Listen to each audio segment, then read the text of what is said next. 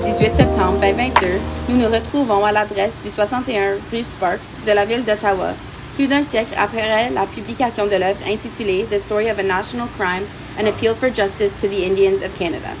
Cet édifice, la maison d'édition James Hope & Son, est un site important en ce qui a trait à la réconciliation et la décolonisation entre le gouvernement canadien et des peuples autochtones après des décennies de persécution et de racisme systémique.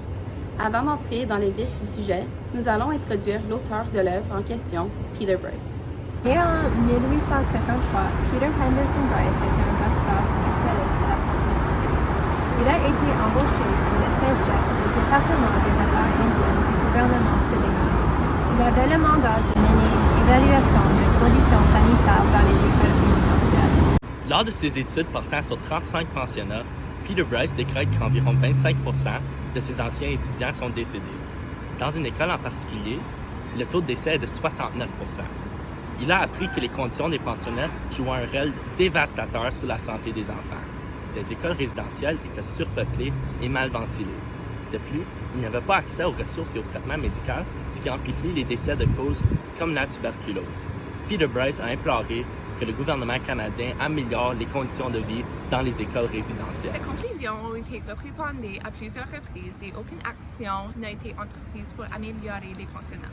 Ceci est à cause que le surintendant des affaires indiennes, Duncan Campbell Scott, avait comme tâche de réduire les dépenses de son département.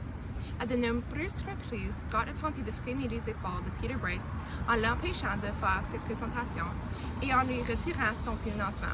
Peter Bryce a finalement été forcé à la retraite en 1921. Ceci ne marque pas la fin pour Peter Bryce. Il publia son chef-d'œuvre The Story of a National Crime, An Appeal for Justice to the Indians of Canada. Peter Bryce partagea les résultats de ses évaluations publiques. Ses paroles mises à la maison d'édition James Hope & Son, que l'article a été diffusé au public et que ceux-ci ont pu apprendre de leur rubrique des pensionnats. Le gouvernement canadien ne pouvait plus faire semblant de ne pas savoir les atrocités qui se font commettre contre les enfants.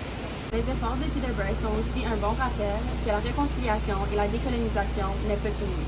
Même aujourd'hui, les dénonciations de racisme et de harcèlement avancées par les employés de peuples autochtones sont minimisées et ignorées. Récemment, 2 femmes autochtones ont tenté de dénoncer le racisme et l'harcèlement endurés comme employés du gouvernement du Canada. Mais à cause de l'identification de quelques éléments similaires entre leur appel et l'appel collectif des employés noirs au gouvernement du Canada, la Cour fédérale a dit qu'il y avait un chevauchement entre les 2 appels et donc ils ne seront pas entendus comme appels séparés. Une telle décision ne prend pas en compte les différences entre les causes présentées et la différence du vécu rapporté par ces 2 groupes séparés. Actuellement, les avocats sont dans le processus de formuler des arguments sur la différenciation des causes. Plusieurs employés du gouvernement sont fréquemment assujettis à la discrimination et le racisme au travail. Le gouvernement du Canada met souvent l'accent sur la protection de ses intérêts plutôt que le traitement immédiat des situations rapportées afin d'encourager l'établissement des solutions appropriées et dites nécessaires. La participation des peuples autochtones et des individus allochtones est nécessaire pour la réconciliation et la décolonisation. Grâce à la persévérance de Peter Bryce, le gouvernement canadien ne pouvait plus ignorer le génocide culturel de leurs actions. La ténacité de Peter Bryce, avec l'assistance de la maison d'édition James Hope & Son, est un excellent exemple de comment réparer le dommage créé par les pensionnats.